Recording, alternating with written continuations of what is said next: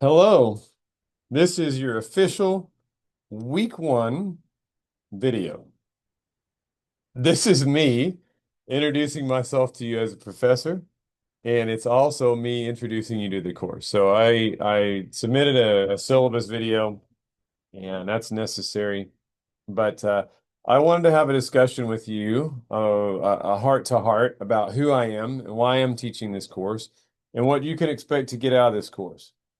So this is a topic that I'm pretty passionate about, and that's emerged over the 30 years or so that I have been um, privy to some of the information and some of the challenges that this class and the concepts in this class pose to individuals for personal, professional, and ethical growth.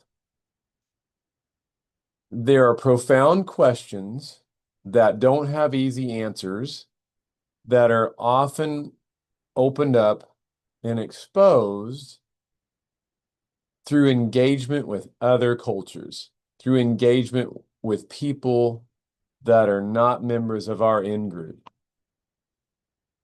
When I had a chance to sit back and think about teaching this class, first off, I thought I was going to get a course I already built. Second off, when I discovered I didn't have a course already built, I was first frustrated, but then quickly changed to I'm pretty excited for this. And the reason that I'm pretty excited for this is because my thoughts on this class, on the content of this class, on how this is engaged, continue to change, which is, when you think about an old dog learning new tricks, I'm not a spring chicken anymore. I thought I'd never say that in my life, but I just said it. Um, my thoughts about engagement of out groups and what that means for us, not only as counselors, but just as people, and how we interact as a society have changed significantly over time.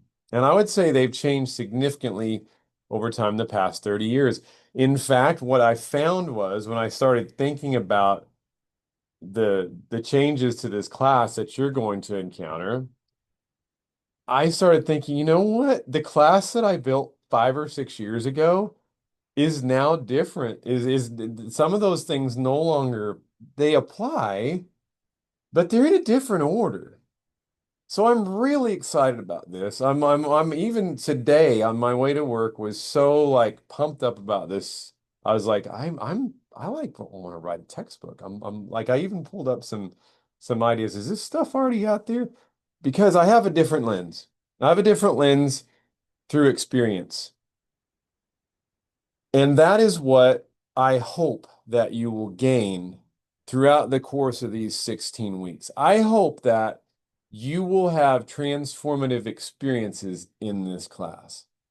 If you don't, I didn't meet my goals. I didn't meet my student learning objectives for you. Even if, I would say that goes for someone who is extremely rigid and dogmatic in their thought processes, and even somebody who thinks that they're the most open-minded individual. I want each and all of those within that spectrum in between those two dichotomous points. Hopefully they're not there's a connection in there. Hopefully every one of you will be challenged and have some transformative learning. So those are big shoes. I put a huge like vision statement out there for this class, and I'm excited for it. So some of the reticence for me to release information is I want to make sure it's done in a correct order. So anybody that knows anything about the scientific method knows that there's an order effect. If you're running a true experiment, you don't want an order effect where you set people up to think a certain way. If you present information in a certain sequence of events, then they'll all end up at the same place and you'll guide them there. Versus if you, I'm going to start with this versus I'm going to start with this at the end. You reverse those. If you're doing a true experiment, you want to reverse those and control for order effects. I believe that there are order effects in this class. And that comes from my understanding of social psychology.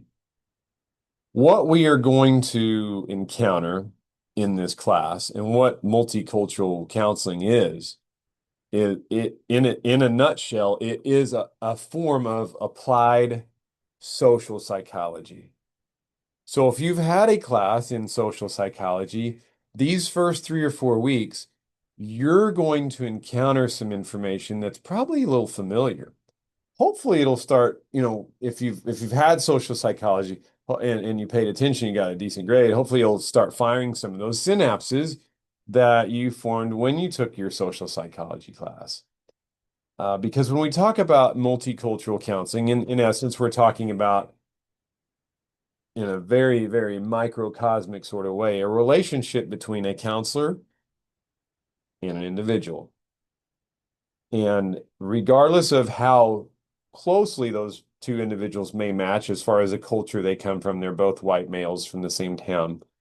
There are still variances within their cultural, they may have a shared cultural experience, but they also have differences. And they're not the same mindset. So we have variances within our own cultures.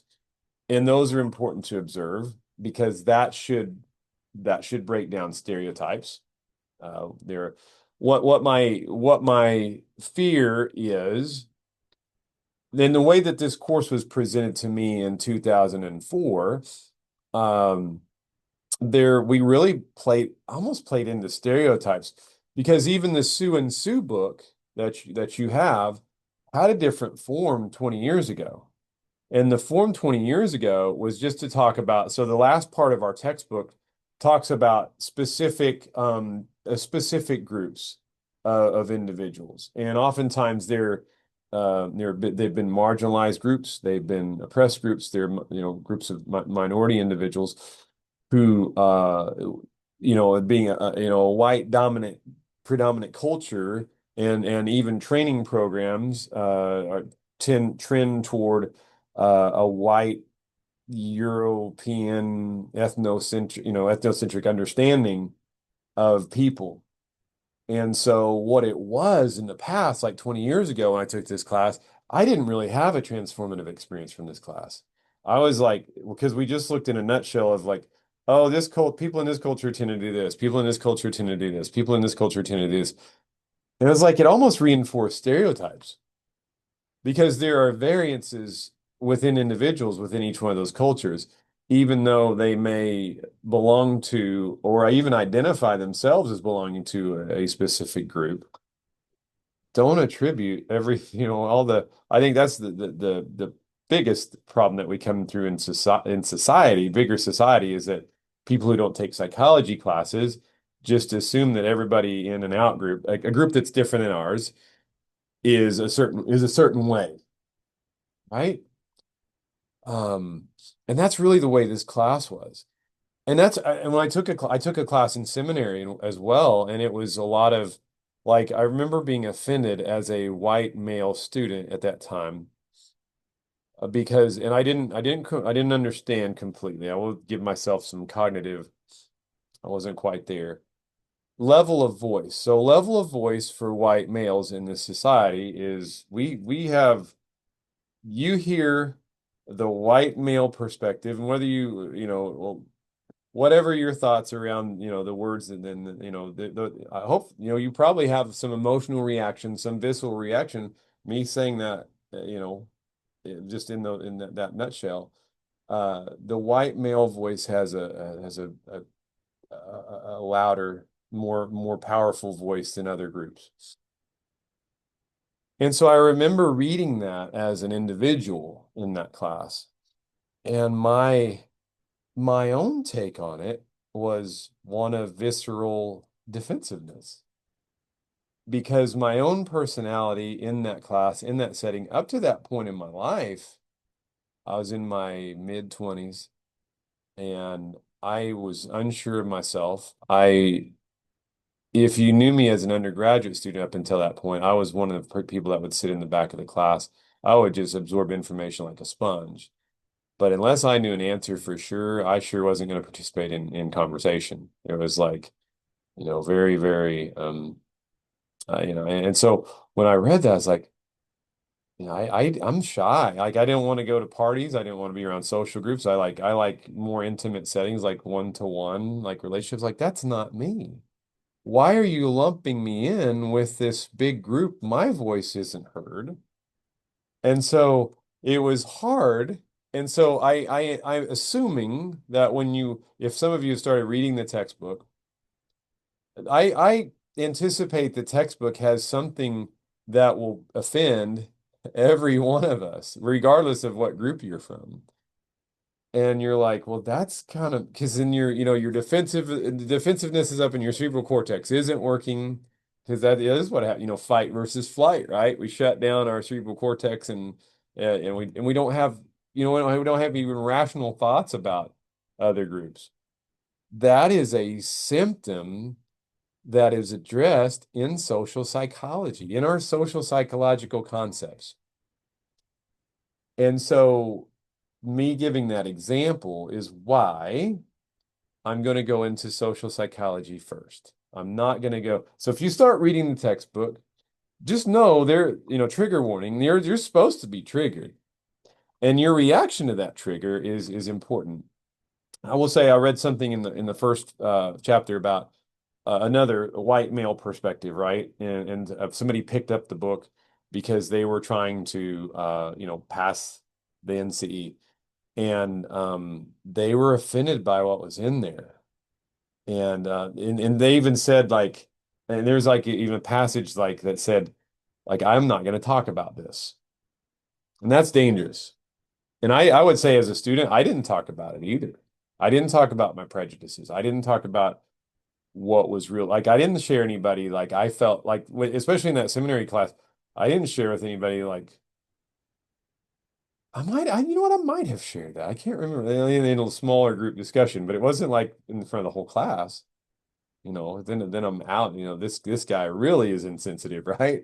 Because that's the fear is if we avoid our insensitive, then we're judged by others. So this is so the first assignment that you'll have is like just to turn into me. And so if you're just like you just want like my eyes on it, that's okay. That's okay. I get it. We're a small group, we're a small community. And so, you have FERPA protection. I can't like take what you tell me and then go blab it to people. So please know it's kind of like that counselor confidential relationship.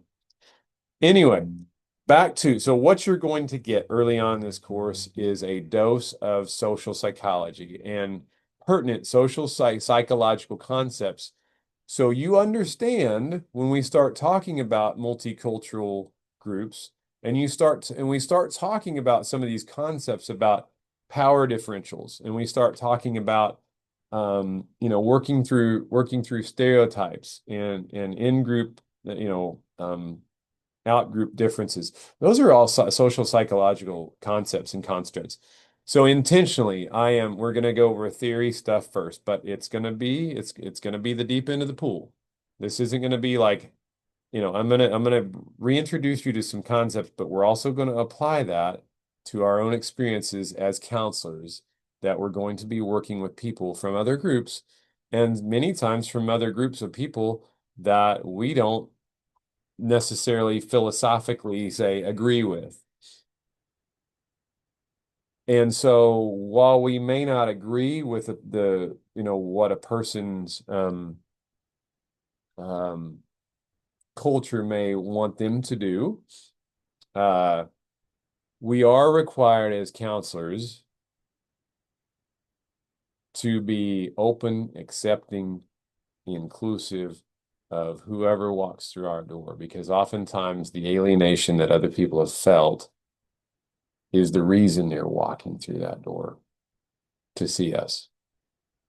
So letting us check, and this is a big term. So this will be on the final. This will be on your for us to be able to bracket, think about bracketing our own stuff. We're acknowledging it. We're saying this is coming up for me. But for now, that person who came in my office needs my help. It's not about me. I'm bracketing my own stuff. I'm putting it on a shelf. Imagine that being a bookshelf, not just like, and it's away. And I'm going to bracket that so my attention for 50 minutes or however long the session is on that individual and their problems. So I gave you a coping, not a coping tool, but a necessary skill just in that little nutshell. We'll talk more about that bracketing because it's more to it. It's more complex than what I just made it sound like. Oh, it's easy. I've got all I need from multicultural counseling. No, not quite. I'm going to stop the video there because I know this has gone on for a little bit. But please know this is a subject that my dissertation. I'm pulling some again. I think my dissertation helped change the way that I want to deliver this class. Just because I have a better understanding of what you're going to encounter. So, welcome to class. I look forward to going through and reading the posts, getting to know you a little bit. I look forward to interacting with everyone in this class. So, welcome. It's going to be a challenging experience for you necessarily. So, reach out if you need anything. Please email me. And I look forward to seeing you all online.